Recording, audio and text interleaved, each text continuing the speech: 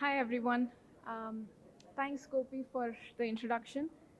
Um, Given all of the illustrious speakers who went before me and the nuance and depth of the conversation and the discussions, it's a tough act to follow, but I'm going to try my best to give you a little bit of a technologist and practitioner's perspective to edge AI, particularly for industrial applications.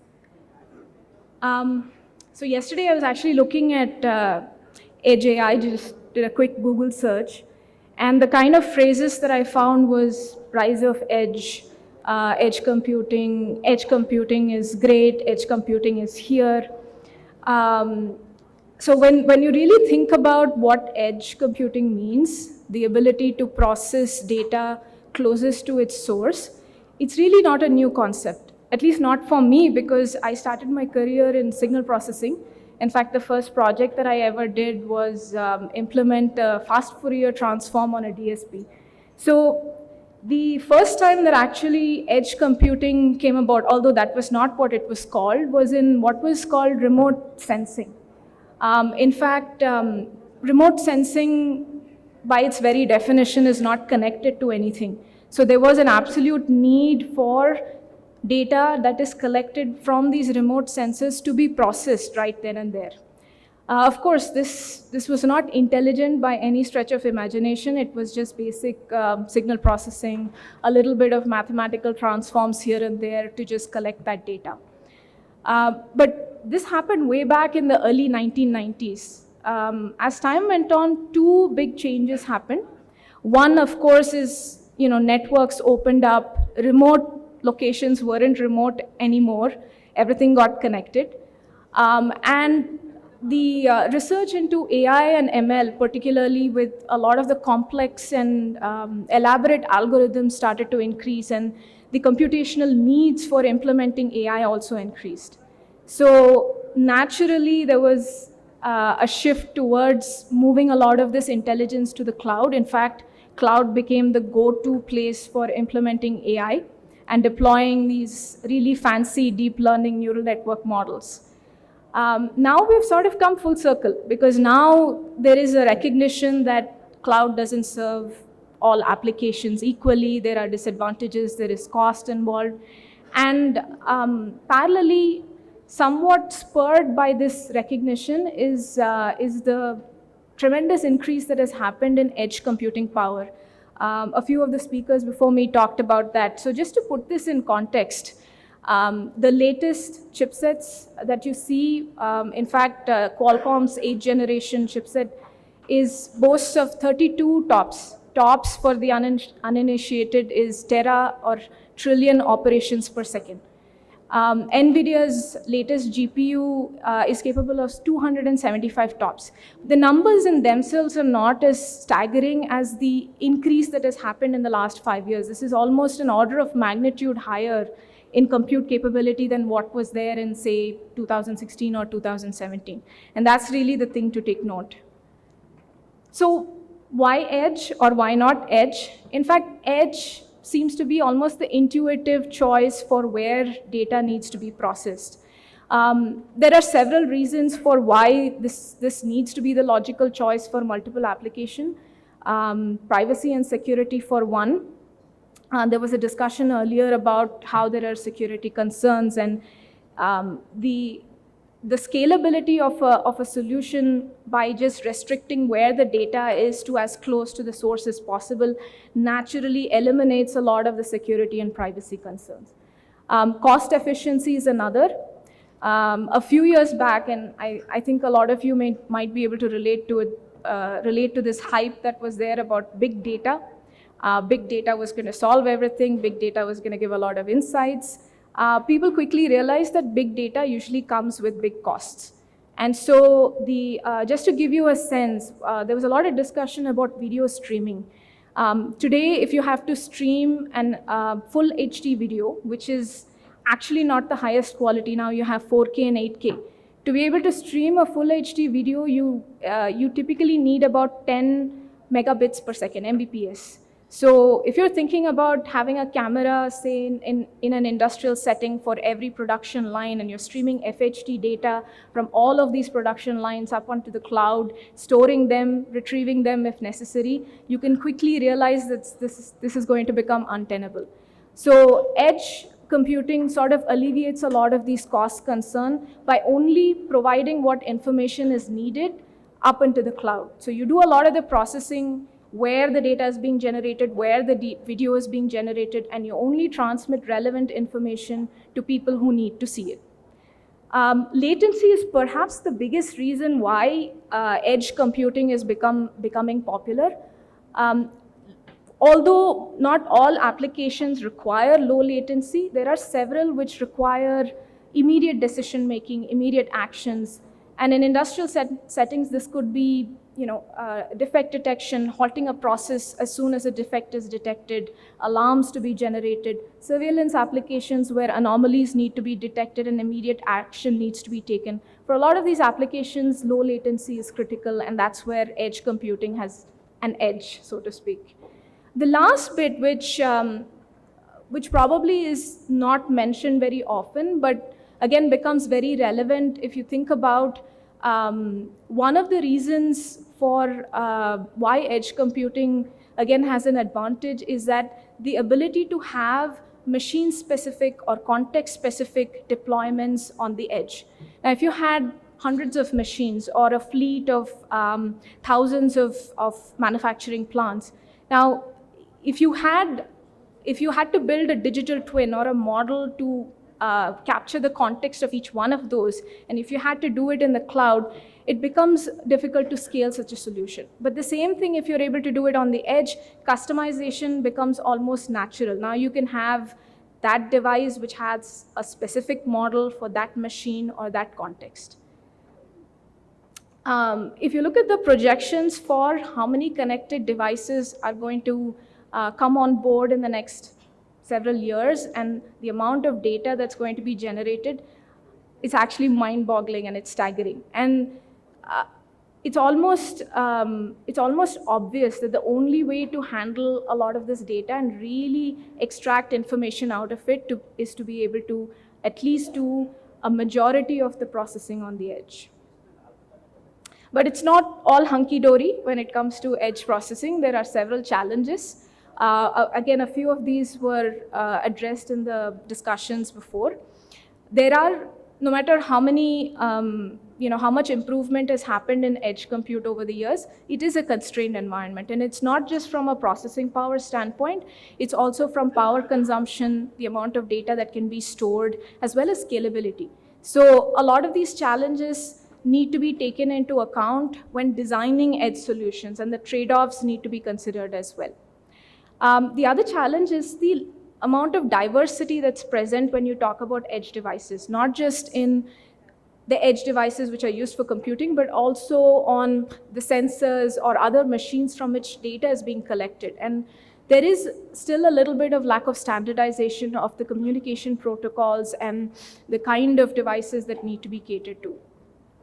And the other big challenge is there are several edge deployment frameworks, and I'll talk about them in a short while. They aren't as mature yet and as stable yet as the kind of frameworks that are available in the cloud. Today, for example, there are cloud AI or cloud ML frameworks that say no code, click of a button, you drag and drop things, and voila, you've got a model and you've got it deployed. Things are not that straightforward yet when it comes to edge, and so that's still a work in progress. But there is light at the end of the tunnel. There are a few opportunities, there are a few trends that are happening that can help accelerate this process. There is tremendous amount of work in the recent years on specifically on AI acceleration frameworks for the edge.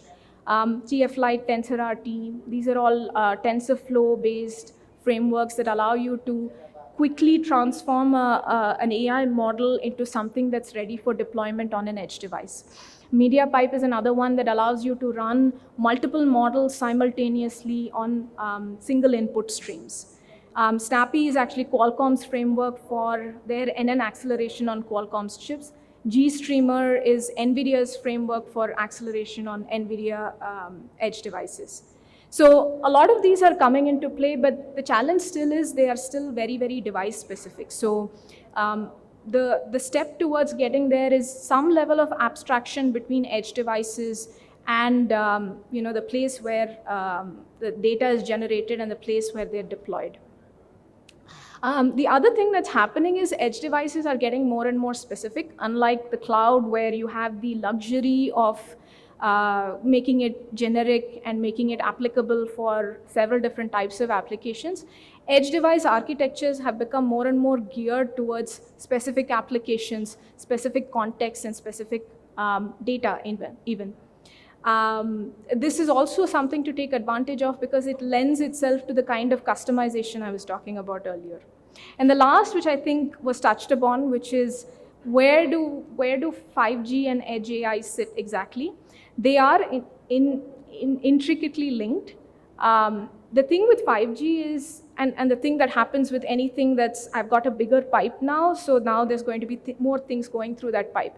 So what's the most obvious thing that's going to happen with 5G is more and more devices are going to get connected, which means more and more data is going to get generated. So it's all the more reason for us to think about 5G and edge AI as two sort of pieces to a puzzle to be able to unlock the true potential of all of these new devices coming online. So edge AI can actually cater to multiple diverse applications, most of which the place where they really have an advantage are real-time, where there is a need to do real-time processing or real-time monitoring, real-time feedback, defect detection, and doing a lot of this in an automated fashion. Surveillance and security, as well as the poster child for edge AI, which is connected car. My colleague Mridul is going to show you a couple of working demos on how edge AI performs in action. But I'll just talk a little bit about one specific application to give you a sense for what edge AI is capable of. So one of the things that we worked on is for surveillance and security, where typically the surveillance and security video feeds tend to be of poor quality, and a lot of it is driven by the fact that you don't always get a choice of where these cameras are placed. So a lot of times they are placed in locations which have very poor visibility, some of which driven by just low lighting conditions. And so that affects when these surveillance feeds are used for automated anomaly detection, it affects the ability to be able to detect anything in those very low light images. So what we worked on is an edge AI based enhancement of the brightness as well as the overall quality of the video.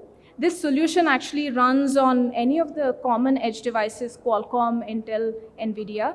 And the way that this was done is that the model that we developed for this low light enhancement is very compact, it's very efficient, and is very specific to the kind of inputs that you would likely see for this application. So the way that we built intelligence into this is depending on the context, the actual brightness, the actual visibility of the input, the model has the ability to enhance specifically for the kind of input that's seen. So I'll just show you a couple of examples of how this works.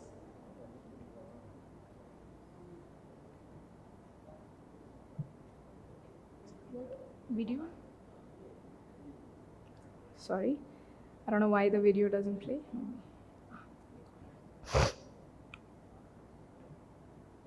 So these are a couple of examples of the kind of enhancement that we can achieve on the edge. And these are, this edge AI model actually runs in real time on the edge device. It takes an input camera feed at 30 FPS, and it is able to transform the visibility and the video quality in real time. And you can see that depending on the quality of the input video, it not only enhances the information content, but also preserves color. Now, a lot of surveillance cameras actually have IR, which work reasonably okay under low light conditions, but don't have color information, which is again can be very critical for anomaly detection.